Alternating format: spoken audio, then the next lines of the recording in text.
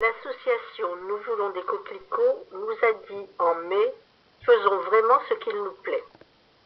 Après un hiver diablement actif, la sève de ce printemps est montée dans notre beau mouvement. Nous avons fleuri la France et nos couleurs se déploieront bientôt partout. Le 18 mai, vous irez peut-être marcher contre Monsanto ou sur notre mairie pour demander à vos élus de signer l'appel des coquelicots et de le faire signer puisqu'il est si important. Nous avons de grandes et graves raisons pour y être présents massivement.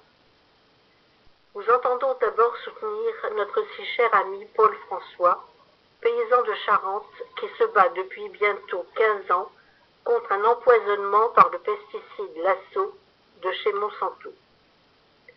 Son calvaire n'est pas résumable, et à force de courage, il vient d'obtenir une nouvelle condamnation de Monsanto devant la justice. Mais les manœuvres de retardement continuent. Nous voulons ensuite dire haut et fort que Bayer, le groupe qui vient d'acheter Monsanto, se livre à un hold-up sur notre histoire commune. Il va en effet effacer de la surface du globe le nom de Monsanto, comme on efface les traces de sang après un crime.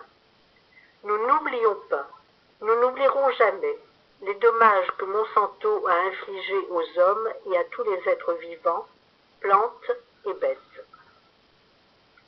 Enfin, nous voulons rappeler que nous nous battons pour l'interdiction de tous les pesticides de synthèse. L'ennemi, ce n'est pas telle ou telle molécule, c'est le système des pesticides dans sa totalité.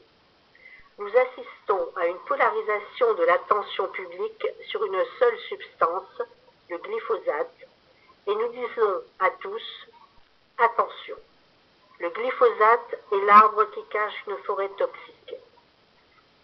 Des générations se sont épuisées à combattre le DDT, les néonicotinoïdes ou le chlordécone, toujours remplacés par d'autres produits aussi dangereux. Ne dispersons pas nos forces, finissons-en avec les empoisonneurs. À bas le glyphosate, mais à bas tout le reste. Nous vous donnons rendez-vous le 18 mai pour la marche mondiale.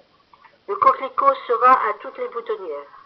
Nous avons appris aussi qu'une marche pour le climat aurait lieu également le 24 mai prochain. De grandes villes nous soutiennent désormais.